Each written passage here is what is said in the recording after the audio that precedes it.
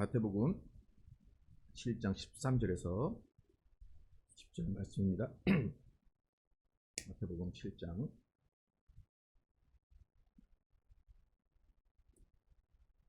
13절에서 20절 제가 먼저 읽고 교독해서 읽도록 하겠습니다. 좁은 문으로 들어가라. 멸망으로 인도하는 문은 크고 그 길이 넓어 그리로 들어가는 자가 많고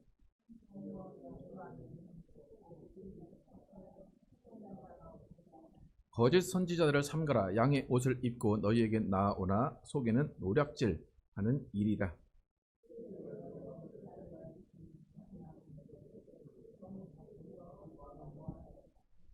이와 같이 좋은 나무마다 아름다운 열매를 맺고 못된 나무가 나쁜 열매를 맺나니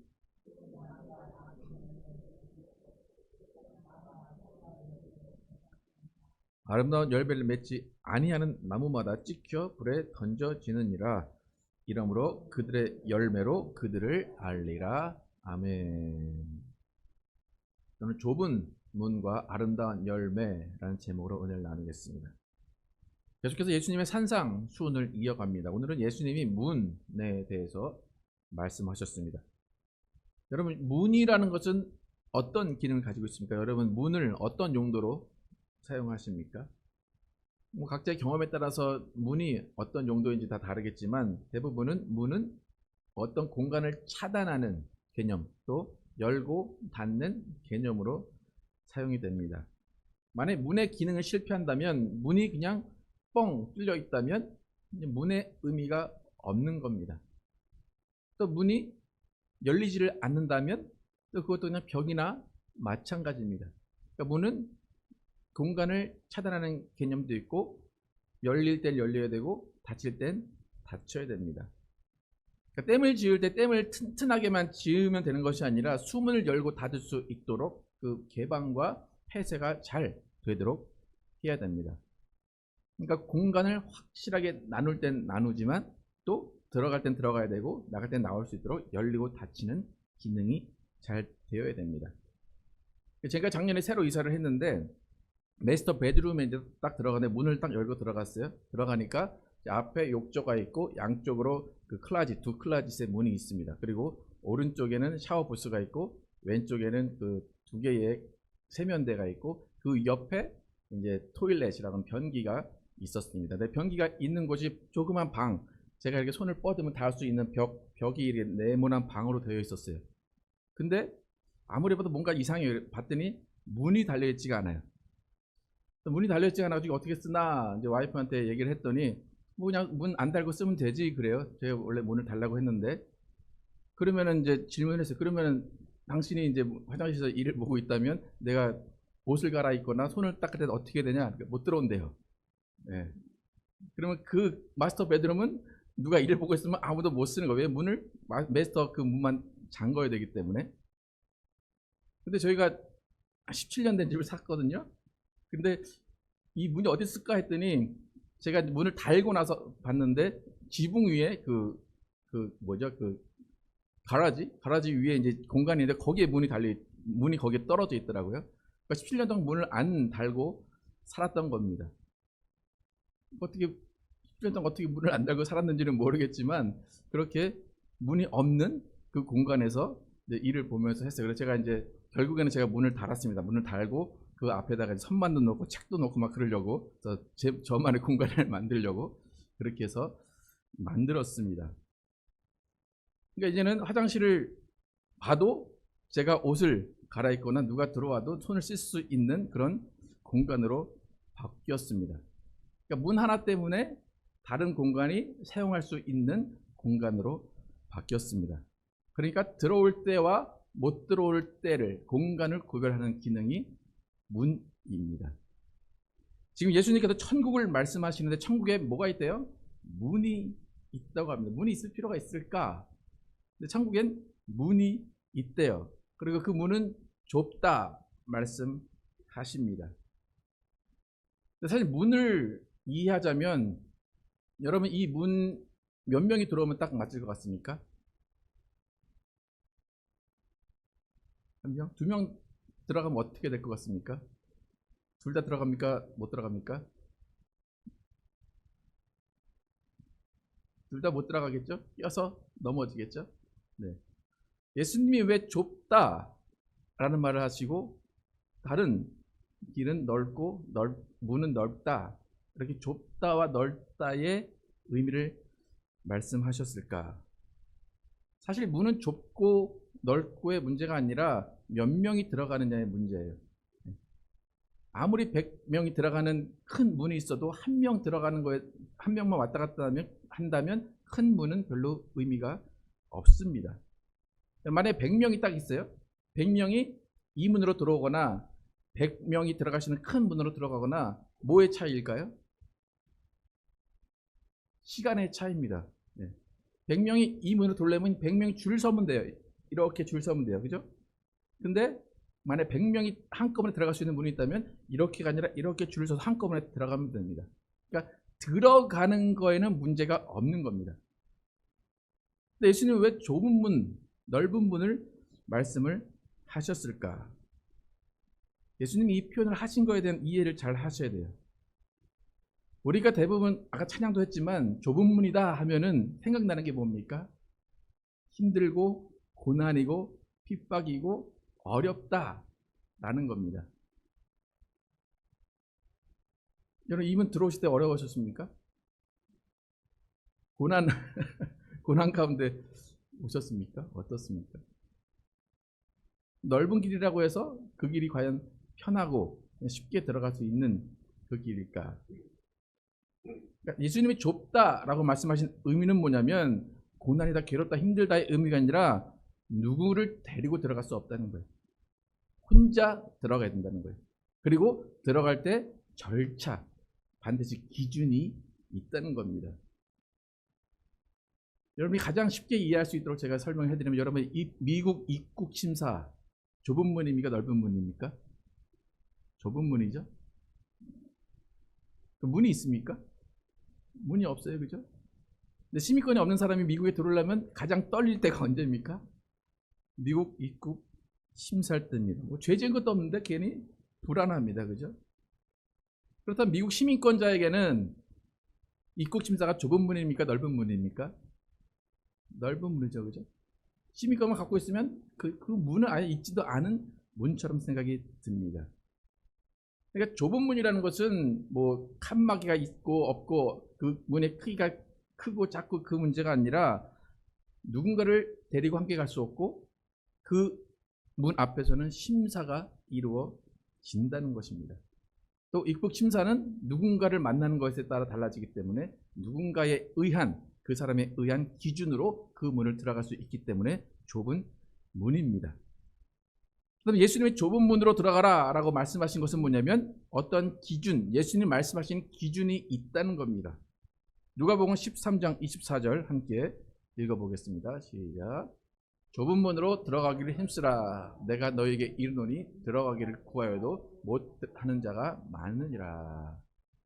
들어가기를 힘쓰라. 근데 들어가게 해주십시오 해도 못 들어가는 자가 많다. 그렇게 말씀하십니다.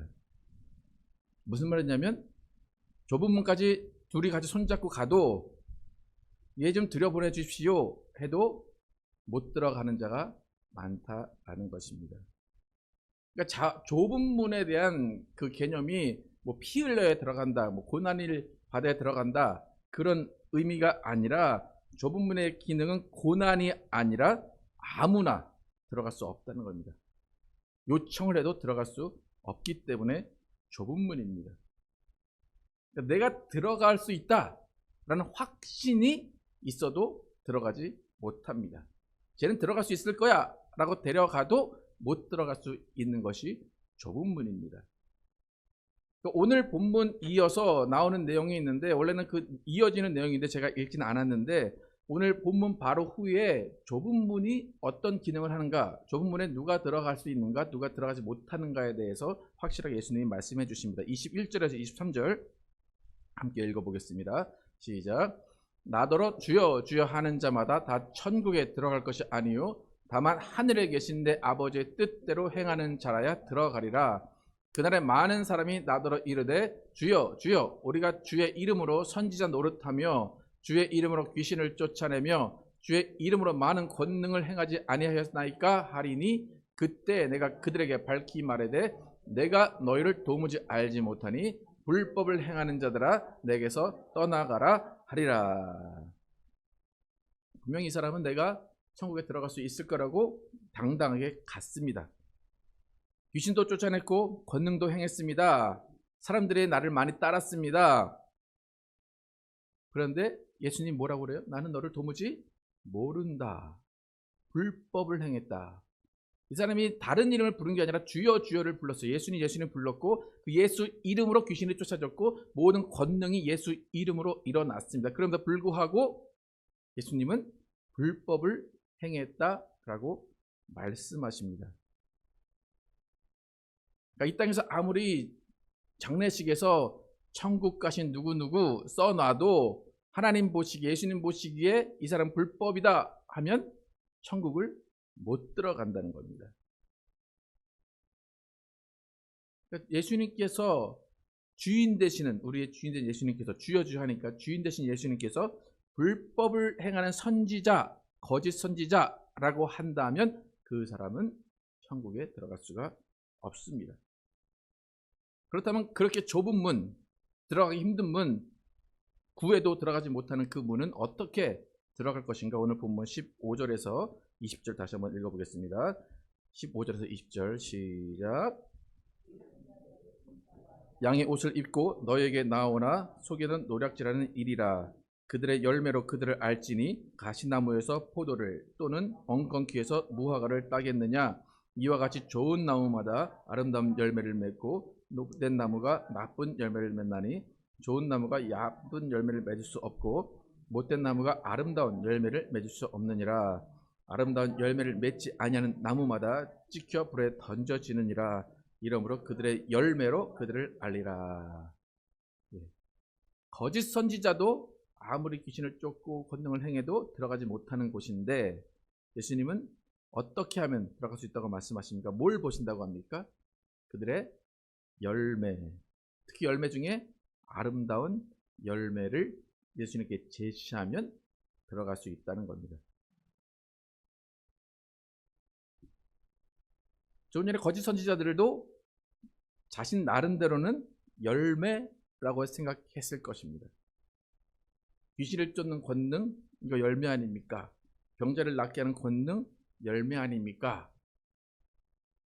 그들이 무슨 잘못을 어떻게 했는지 모르겠지만 예수님은 아니라는 것입니다. 불법을 행했다 말씀하십니다.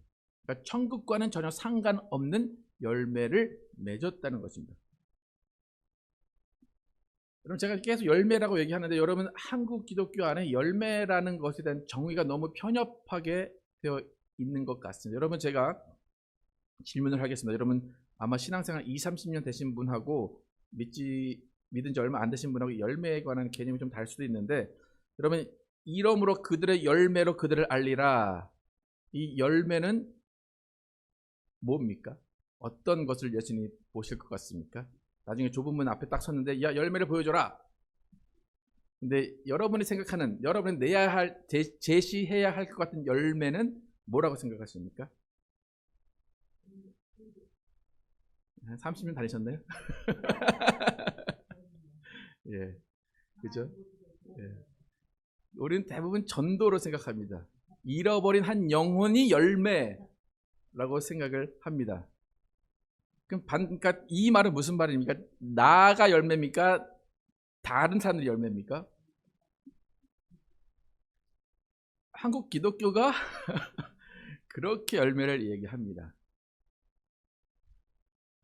그러니까 그동안 한국 기독교 안에서 열매의 의미는 뭐냐면 너무 한쪽으로만 치우쳐져서 전도의 열매, 과실이라고 이야기합니다. 그래서 예전에 교회에 가면 교회 로비 게시판에 사과나무가 쭉 이렇게 크게 그려져 있습니다. 그리고 전도할 때마다 하나씩 스티커를 붙이거나 아니면은 그 회사 보험회사에서 그 실적하듯이 누구 이름 아니면 교구 해가지고 그 스티커를 붙여서 나중에 1년 후에 전도왕을 선발하는 그런 경우가 많이 있었습니다.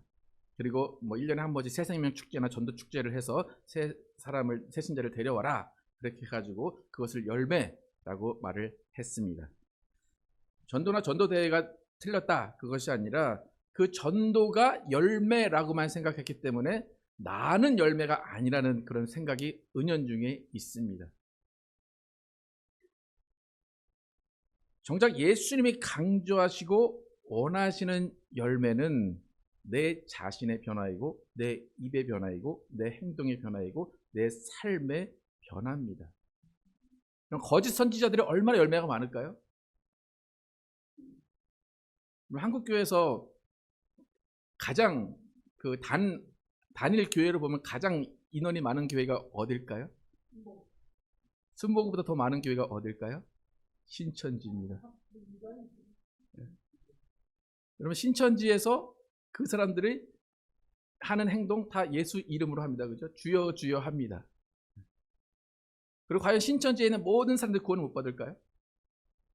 저는 그렇게 생각 안 하거든요. 이만희 교주는 구원을 못 받을 건 확신합니다. 그런데 그 밑에 있는 사람들은 속은 거잖아요. 그죠? 양들이 과연 속았다고 천국을 못 갈까? 그리고 대부분 그 사람들은 결국에는 예수님을 나중에 믿는 사람들도 많습니다. 왜냐하면 신천지가 계속 갈 것 같습니까? 계속 가지 않습니다.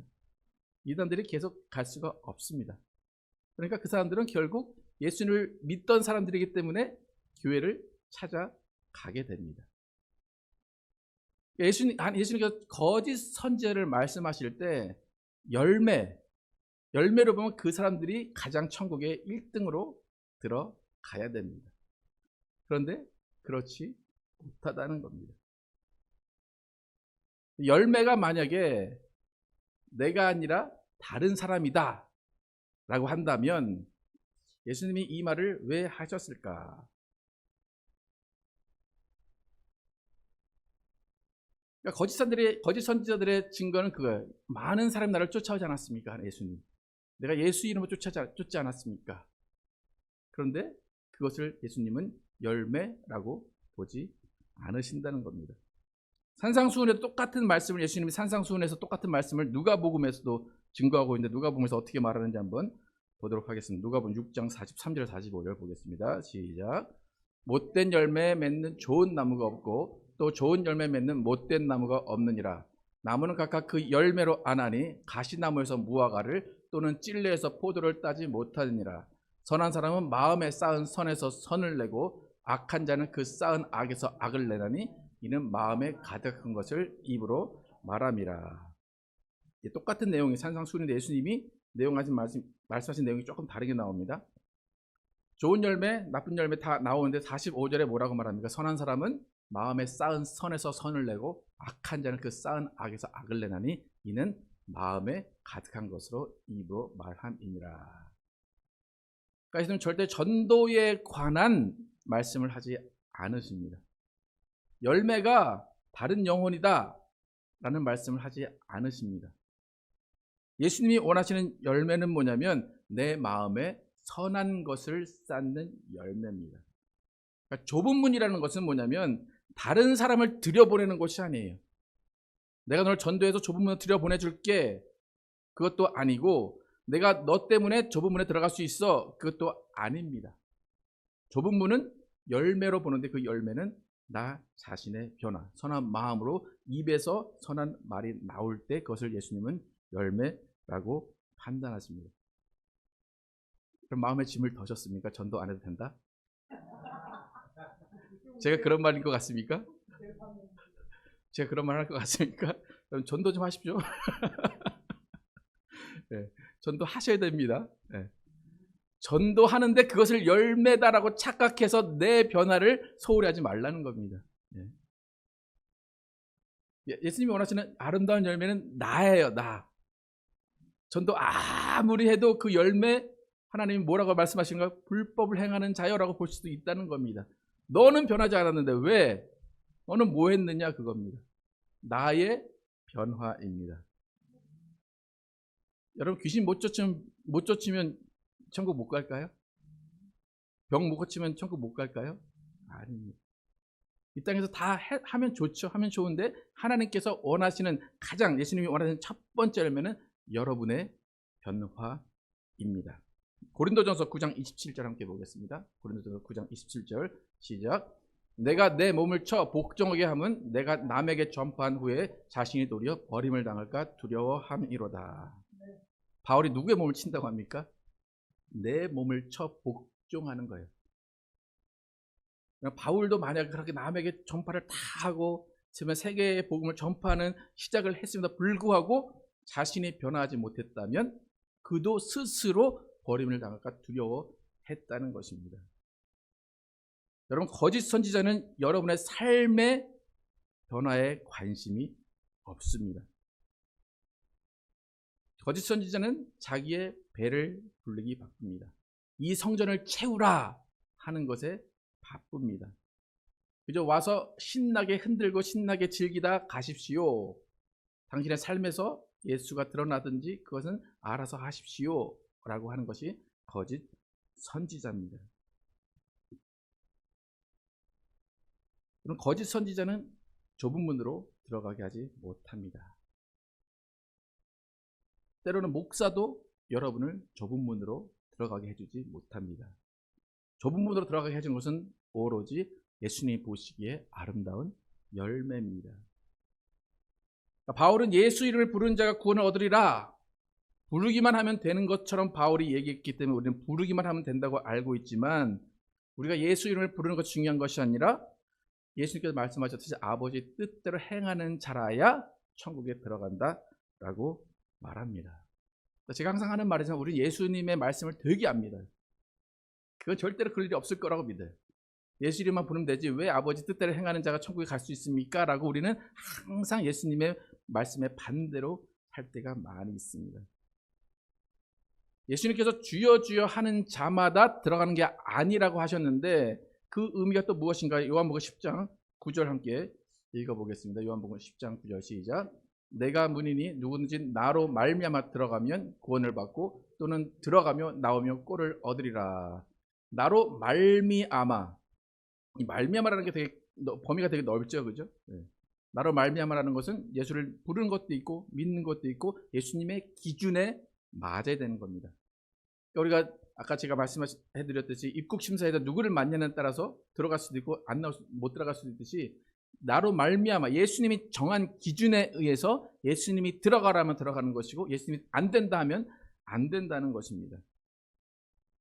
그 아름다운 열매 하나도 없는데 좁은 문 앞에 가서 예수님께 엉덩이 흔들면서 들어가게 해줘요 라고 해도 들어갈 수 없는 것이 좁은 문입니다. 마태복음 10장 22절 다 또 한번 읽어보겠습니다. 밑에 거 시작. 또 너희가 내 이름으로 말미암아 모든 사람에게 미움을 받을 것이나 끝까지 견디는 자는 구원을 거두리라. 보세요. 내 이름으로 말미암아는 맞습니다. 그죠? 근데 그 다음에 또 뭡니까? 끝까지 견디는 자는 구원을 얻으리라. 그러니까 이름을 부르는 것뿐만이 아니라 아까 전에 바울이 내 몸을 쳐 복종케 한다라는 그것까지 있어야 구원을 얻는다라고 예수님은 분명히 말씀하십니다. 여러분, 우리는 분명히 좁은 문으로 들어가야 됩니다. 여러분, 좁은 문을 바라보시고 오늘부터 저 문을 어떻게 들어가야 하나 생각을 해보시기 바랍니다. 고민을 해보시기 바랍니다.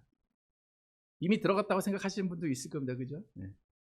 근데 우리는 아직 죽어보지 않았습니다. 좁은 문 앞에 가보질 않았습니다. 그렇기 때문에 바울도 떨리는 마음으로 구원을 이루라 이야기를 합니다. 바울도 그렇게 떨리면서 구원을 이루기 위해서 자신의 몸을 쳐서 복종하는데 우린 너무 마음 편하지 않습니까? 우린 너무 믿음이 좋지 않습니까? 네. 여러분, 구원은 떨리고 두려운 겁니다. 우린 이미 구원받았습니다라고 막 소리치면서 기뻐하지만 사실은 좁은 문이라는 것입니다. 그러니까 그 좁은 문은 아름다운 열매, 나부터 변화하는, 나의 입술부터 변화하고 나의 생각부터 변화하고 행동부터 변화하고 습관부터 변화하고 삶의 변화로 드러나는 선한 아름다운 열매가 있어야 들어감을 여러분 기억하시기 바랍니다. 나의 삶의 변화로 열매를 맺고 그 열매를 보고 다른 사람이 또 함께 변화하는 겁니다. 다른 사람 놔두라고 하는 거 아닙니다. 절대로 지금 오늘 설교 듣고 전도에 상관없다라고 생각하시면 안 돼요. 나의 변화를 보고 다른 사람이 또 다른 열매를 맺어야 됩니다.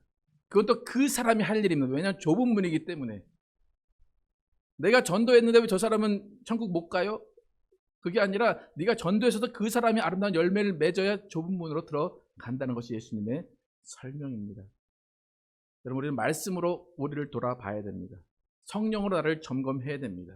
그래서 주님께서 아름답다, 아름다운 열매다 라고 인정하시는 그 열매를 우리가 조금씩 만들어가면서 좁은 문에서 예수님 만나서 아름다운 열매를 보여드리고 좁은 문으로 천국에 들어가시는 여러분과 제가 되기를 예수의 이름으로 축복합니다.